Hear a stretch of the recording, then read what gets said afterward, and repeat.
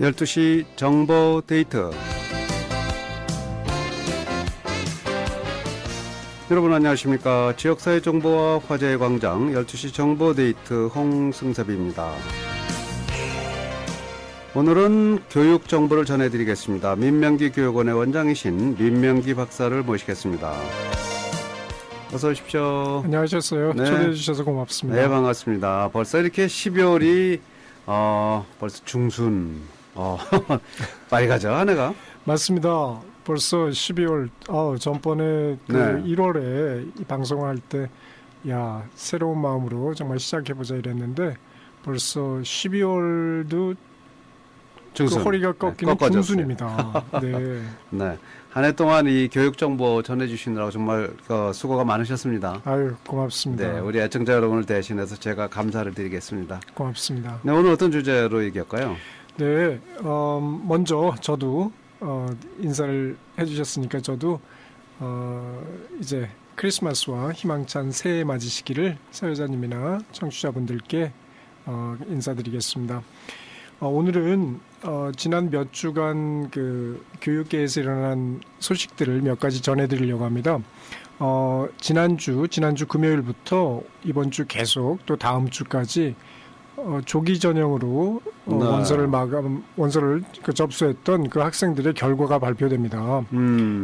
그래서 결과를 받은 학생들 대충 그 결과가 세 가지로 나뉩니다. 합격, 불합격, 그리고 합격 유예 이런 식인데 이 학생들 각각이 그 어떻게 대응을 해야 되는지 네. 그리고 이번 조기 전형의 그 어떤 그 경향이랄까 이런 것들은 어떨지 먼저 설명을 드리겠습니다. 그리고 지난주부터 물론 교육부에 따라 다르긴 하지만 지난 10월에 그 고등학교 주니어 학생들이 본 PSAT 점수가 발표됐어요. 네. 그 점수 어느 정도가 좋은 점수이고 어떻게 활용해야 되는지에 대해서 잠깐 말씀드리고요. 만약 시간이 허락하면 대학에 그 학생들을 보내는 그 부모님들의 걱정이 항상 재정 보조 맞습니다. 문제인데 어떻게 그 재정 보조를 받을 수 있는지 그 문제에 대해서 간단히 소개하도록 하겠습니다. 네. 자, 대학 입학 수험생들은 조기 전형 합격자 발표가 계속 이제 잇따르고 있으니까 굉장히 입이 이렇게 찢어지는 학생도 있고 네. 지금 네. 또 기다림에 네. 굉장히 또 초조한 학생들도 있을 것 같고 부모님들 마찬가지겠죠, 뭐. 그렇습니다. 네. 그리고 네. 또 대학교 가는 학생들의 입장에서 보면 PSAT도 못지않게 중요하잖아요. 그러면 네. PSAT가 특히 내셔널 메리트 스칼러십을 받는 그렇죠. 그 퀄리파잉 시험이기 때문에 자격 시험이기 때문에 또 중요한 시험이라고 할 수 있습니다. 네, 아주 중요한 시점이다 이렇게 네. 얘기할 수 있겠습니다. 네. 먼저 올해 조기 전형 합격자 발표가 있었다는데 조기 전형이라는 게 뭔지부터 좀 설명해 주세요. 그러겠습니다. 조기 전형은 이 시간에 제가 가끔 말씀드린 적도 있지만 간단하게 한마디로 하면 일찍 원서 내고 일찍 결과 받는다. 네. 이제 이런 제도라고 할 수 있어요. 한국에서 오신 분들에게는 수시 전형과 비슷한 시스템이다. 이렇게 말씀드릴 수 있겠습니다. 보통 그 원서를 내는 기간이 일찍이라고 했는데 얼마나 일찍이냐? 11월 1일이 많습니다. 대부분 종합대학들, 큰 규모의 대학들은 11월 1일 정도에 마감을 하고 네. 그리고 12월 초, 그러니까 지난주부터 이번 주 중순에 이르는 이런 기간 동안에 발표를 합니다. 그리고 좀 소규모의 대학들, 이제 리버럴 칼리지라고 하죠.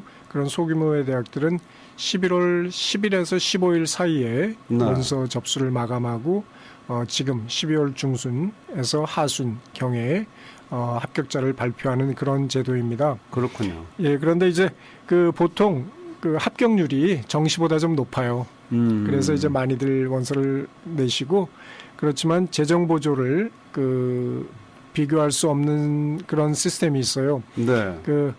early decision, early action 이제 이런 게 있는데 early decision의 경우에는 재정 보조를 비교할 수 없다는 단점이 있기 때문에 좀 꺼리게도 되는 그런 시스템이라고 할 수 있습니다. 이런 것들의 자세한 것들은 네. 좀 오늘 시간에 나중 문제들을 할 때 좀 제가 설명드리도록 그렇게 하겠습니다. 근데 올해 그 드러난 조기 전형의 어떤 특별한 경향 같은 게 있나요? 요즘에 이제 지난주 금요일에 스탠포드, 그리고 네. 이제 이번 주 월요일에 코넬 같은 학교들, 그리고 화요일에 뭐 하버드, 다 명문대들이군요. 예, 네. 어제 뭐 유펜 이런 대학들이 계속 연이어서 이제 그 원서 그 사정을 하고 네. 결과를 발표하고 있어요. 그런데 아직 뭐 그 발표 중이니까 제가 그 모든 것들을 통틀어서 일반적인 경향이라 이렇게 말씀드릴 수는 없지만 몇몇 대학들의 통계를 제가 분석해서 말씀드릴 수 있는 것이 첫 번째로 그 경향이다 이러면 원서를 얼리에 내는 학생들, 조기 전형으로 내는 학생들의 숫자가 대폭 늘었습니다. 네. 물론 요즘 계속되어 온 경향이지만 거의 모든 대학에서 역사상 우리 대학의 얼리로 수시 조기 전형으로 원서를 제출한 그 학생들의 숫자가 올해가 최고였다. 이렇게 말하고 있습니다. 아, 그래요? 예. 그래서 이런 걸 보면서 그 하버드 대학의 입학 처장인 윌리엄 피츠시몬즈라는 분이 이렇게 말했어요. 이제 얼리는 조기 전형은 대세다. 조기 전형이 대세다. 예. 이렇게 이제 영어 원문으로 따지면 네. 뉴 노멀이다 이렇게 했어요. 뉴 노멀. 예. 옛날 같으면은 그 조기 전형으로 내는 학생들은 일부였고 그 대부분 정시에 내야지. 그러니까 정시 아니겠어요? 그죠. 그 노멀 그 정해진 그런 시기, 정상적인 시기 이래서 정시였었는데 이제는 이분이 말씀하신 게 이분이 뭐 그 어드미션 그 입학 사정 또 하버드의 입학 사정을 담당하는 처장이었으니까 사실 미국의 그 이런 그 어드미션계를 좌지우지한다라고도 그렇죠. 보실 수 있어요. 선도하는. 예, 선도하시는 그런 분이라고 볼 수 있는데 이분이 이제는 대세다 하면 정말로 정상적으로 많이 그 원서를 내는 시기가 이제는 정시보다는 조기 전형이 얼리다. 그렇군요. 이렇게 말씀하시는 게 상당히 일리가 있다. 그렇게 볼 수 있을 정도로 네. 얼리에 많은 학생들이 원서를 냈습니다. 그리고 두 번째로 보면 그 지원자 수가 그 상당히 늘으니까 당연히 그 합격률은 줄어들지 않겠어요. 그건 그죠. 뭐 그 아주 당연한 이치입니다. 그렇지만 이제 그 하버드 같은 경우에는 작년에 비해서 뭐 한 200여 명이 더 많이 지원을 했는데 합격률은 작년과 마찬가지로 14.5%로 고정을 했어요. 네. 그러니까 이제 이 학교들이 계속 그 늘어나고 그러니까 이제 어느 정도 왜냐하면 정시에서도 학생을 뽑아야 되니까요. 그죠. 워낙 조기 전형으로 한 50%, 정시 한 50%를 뽑는데 그 합격률을 너무 낮게 하거나 높게 하면 그 균형이 무너지기 때문에 대충 14.5% 정도로 이제 이렇게 고정시켜 놓은 것 같습니다. 그리고 세 번째로 우리 한인동포 부모님이나 자녀들에게 그 아주 관심이 가실 만한 경향인데요. 아시아계 학생들의 합격률이 대폭 늘었습니다. 이것은 왜 그러냐? 올해가 올해 아시아계 학생들이 아주 특출난 학생들이 많았느냐? 이렇게 생각해 보실 수도 있지만, 하버드 경우에 보통 그 쿠오타가 있다고 발표하는 건 아니지만 대충 그 숫자가 거의 정해져 있었습니다. 네. 매년 한 20% 초반 정도의 학생들을 합격시켰는데, 올해는 그 작년에 21.5% 정도였는데 24.2%. 그러니까 거의 100명 중에서 25명, 4명 중에서 1명의 아시아계 학생을 하버드에 입학을 시켰다는 거예요. 그러니까 상당히 많은 수라고 볼 수 있는데, 그러네요. 예, 우리 아시아계 아시아계 그 인구가 6% 이렇게 보지 않겠어요. 네. 그러니까 상당히 굉장히 그렇죠. 많은 숫자의 그 학생들이 명문대학에 지나간다 이러는데, 그 이유라고 볼 수 있는 게 물론 아주 완전한 이유는 아니지만 요즘에 그 아시아계 단체들이 아이비리그 대학이나 하버드 대학을 상대로 소송을 제기하고 있어요. 네. 그러니까 왜 아시아계 학생들이 뛰어난 학생들이 많은데도 이렇게 적은 수밖에 합격을 안 시키느냐. 이건 입학사정에서 인종차별이 있다. 이렇게 이제 몇 번 그 소송을 걸고 또 결과가 발표되고 과정 중에 있고 이랬었는데 이번에 트럼프 행정부가 들어오면서 법무부에서 하버드를 조사하겠다. 네. 입학사정에 문제가 있는지 그런 걸 발표를 했어요. 그러니까 아마도 그런 것들이 조금 영향을 미치지 않았겠나 이제 그렇군요. 그런 생각도 해봅니다.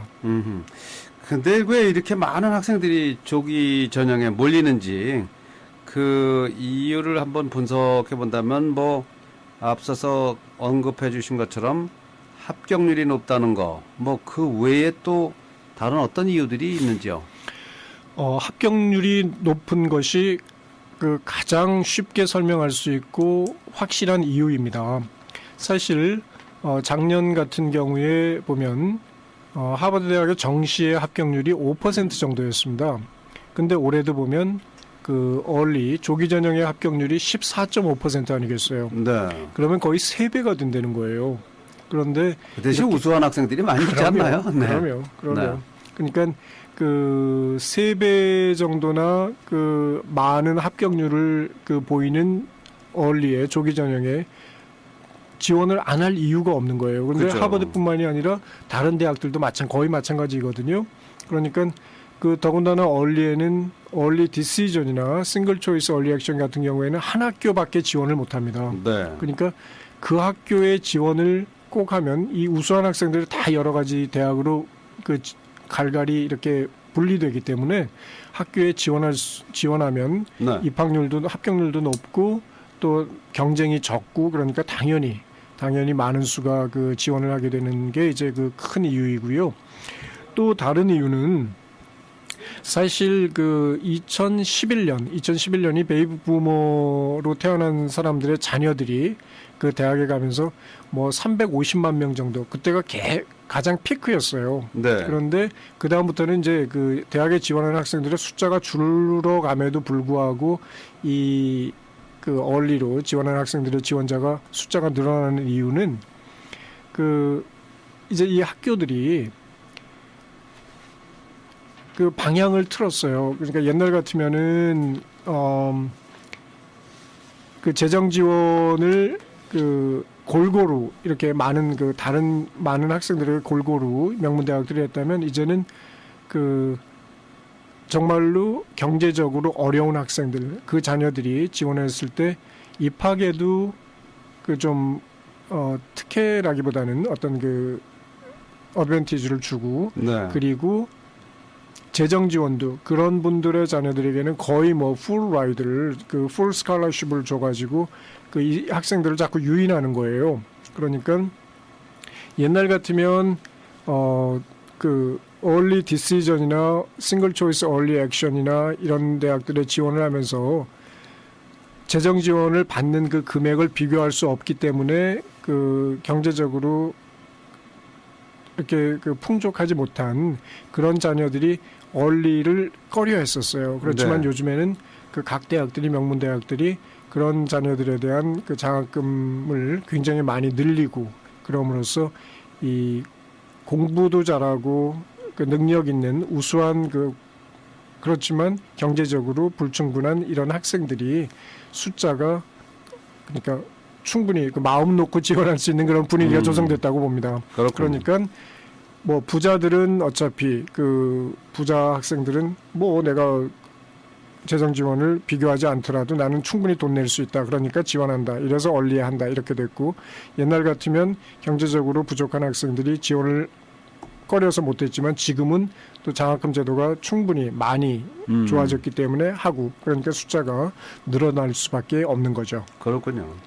그데요, 이 조기 전형의 이제 어떤 통보 결과를 보면 뭐 하나는 합격은 물론 나오겠고 어떤 건 불합격이라고 나오겠고 그렇습니다. 근데 그 다음에 그 합격 유보라는 맞습니다. 그런 게 하나 그런 결과가 이제 세 가지로 통보를 받는다고 하는데 그 각각 그 결과를 통보받은 학생들이 이제 해야 될 일이 있다면 어떤 거가 되겠습니까? 그 제일 먼저 그 합격받은 학생들입니다. 뭐 당분간 아까 그 사회자님께서 말씀하시기를 입이 찢어진다고 했었는데 네.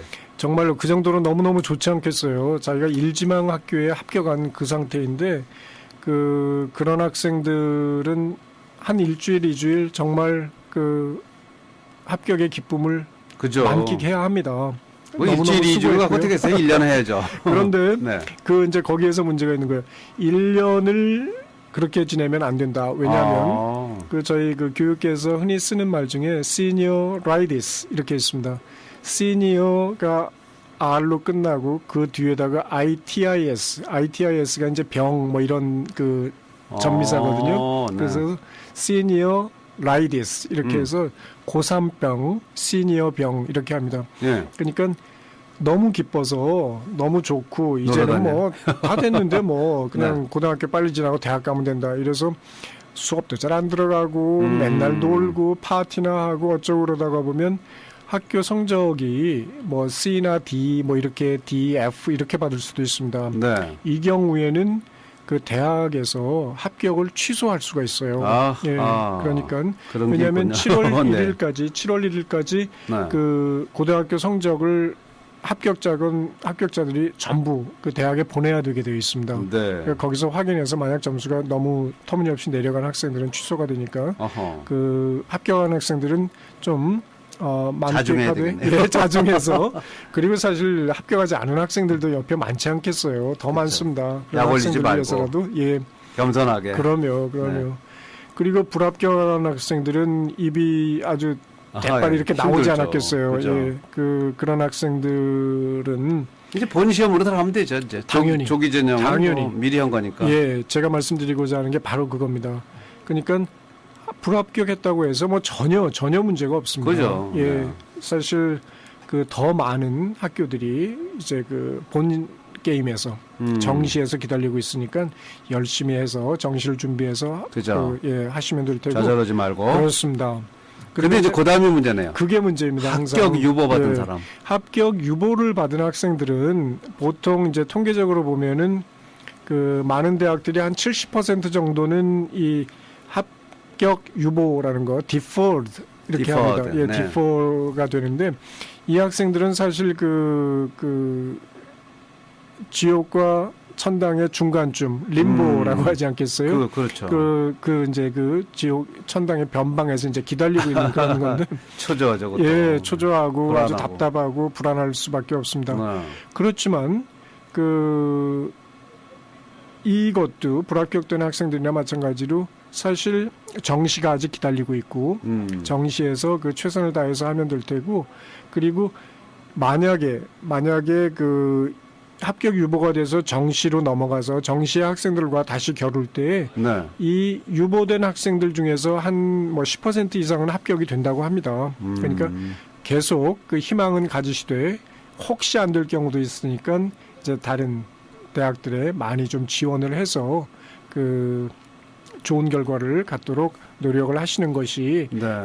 최선을 다하는 것이다. 그리고 혹시 이제 좋은 그 무슨 업적이 생기거나 무슨 학교 성적이 좋다든지 시험을 잘 봤다든지 무슨 뭐 상을 받았다든지 하면 그 자기가 합격 유보를 받은 그 학교에 그 업데이트를 계속 해주면 합격하는 데 도움이 됩니다. 그렇겠네요. 네.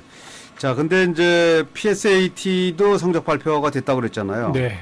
이 성적이야말로 내셔널 메릿 매트 장학금하고 이제 관계가 있잖아요. 그렇습니다. 근데 어느 정도 성적이 나와야 이제 장학금 수혜 대상이 되겠는지요? 그 점수가 이제 그 2015년 전까지는 PSAT 점수가 240점 만점이었어요. 네. 세 과목에 80점씩 해서 만점이 240점 만점이었는데 그 당시에는 시애틀이 포함된 이 워싱턴주에서는 그 내셔널 메리트 스칼러십을 받기 위한 그 준결승 진출자로 발탁되기 위해서 217점 정도였었는데요. 네. 이제 2015년부터 바뀌어서 지금은 영어와 수학 각각 그 760점 만점씩 해서 1520점 만점입니다. 네. 1520점 만점 중에서 1480점 정도를 받은 학생들이 그 셀렉션 인덱스라고 있습니다. 셀렉션 인덱스는 이제 그 내셔널 메리트 스칼러십에 뽑히기 위해서 그 인덱스가 몇 점이어야 되느냐 이제 그걸 따지는 건데 네. 워싱턴주에는 제가 워싱턴주라고 자꾸 말씀드리는 이유는 이 세미파이널리스트 준결승 진출자가 되기 위해서는 각 주에서 상위 1%에 속해야 됩니다. 네. 그러니까 상위 1%에 속하기 위해서는 셀렉션 인덱스가 워싱턴주에서는 1480점 이상을 받으면은 222점 정도가 됩니다. 네. 그러니까 혹시 그 성적표를 받으실 때 그 맨 끝장을 보시면은 셀렉션 인덱스라고 나와 있습니다. 아하. 거기에 222 이렇게쯤 되고 223, 4 뭐 이렇게 되면 아, 우리 아이는 그 내셔널 메리트 스칼러십에 그 받을 수 있는 준결승 진출자가 되겠다. 이렇게 네. 기대하시면 되십니다. 아, 그렇군요. 네. 네. 자, 이 명문대학 가는 것도 참 중요하지만요. 학비가 비싸니까 명문대학일수록 맞습니다. 보니까 네. 학부모 입장에서는 이제 학비 걱정도 좀 되겠고요. 대학에서 이제 재정 지원을 받기 위해서 해야 될 어떤 중요한 일이 있다면 어떻게 되겠습니까? 두 가지입니다. 한 가지는 그 원서를 쓰시다가 보면 어느 대학이든지 첫 페이지에서 가까운 그 쯤에 당신은 우리 대학의 재정 보조를 지원하십니까? Yes, No 이렇게 쓰게 되어 있습니다. 그러니까 네. 당연히 예, 나는 귀 대학에 그 재정 보조를 주는 그거에 그 지원을 합니다라고 네. 꼭 표시를 하셔야 되고요. 그리고 그 지원한다고 했으면 그 보충 서류를 제출해야 되는데요. 보충 서류를 꼭 시간 내에 제출하셔야 됩니다. 그러면 보충 서류는 뭐가 있느냐? 그 한 두 가지 정도가 있는데요. FAFSA 뭐 많이 말씀드린 그 FAFSA가 있습니다. 그러니까 그 재정 보조를 받기 위해서 연방 그 문교부에 교육부에 자기의 재정 상태에 관해서 그 원서를 제출하는 거예요. 네. 그러니까 그 원서를 제출하시는 것이 제일 중요한데 그것은 뭐 한 3, 40분밖에 걸리지 않습니다. 그러니까 충분히 하실 수 있는 거니까 fafsa.gov.ed ED가 이제 Education Department라는 겁니다. 네. 그러니까 그 정부 그 GOV가 정부 웹사이트니까 네. 그 FAFSA fafsa.gov.ed로 가시면 충분히 쉽게 하실 수 있고 혹시 이제 문제가 있거나 이건 어떻게 해야 될지 모르겠다 하면 저 같은 사람에게 그 전화를 주시면 제가 그 쉽게 설명드릴 수도 있습니다. 전화번호도 좀 안내해 주시죠. 예, 민 박사님. 425 425 467 467에 6895입니다. 네, 민명기 박사하고 직접 무료 상담도 가능하겠습니다. 425-467-6895, 425-467-6895로 전화를 주시면 친절하게 답변을 얻으실 수 있을 것 같습니다. 네, 오늘 정말 좋은 소식들, 조기 전형 합격자 발표가 이어지고 있고요. 또 PSAT 시험 점수가 발표됐다는 소식 전해드렸고요. 학부모님들이 이제 거기에 따라서 어떻게 대처해야 되는지도 함께 알아보는 시간 가졌습니다. 한 해 동안 우리 민명기 교육원의 원장이신 민명기 박사 교육정보 전해주셨습니다. 그동안 수고하셨습니다. 고맙습니다. 네, 다음에 뵙도록 하겠습니다. 네.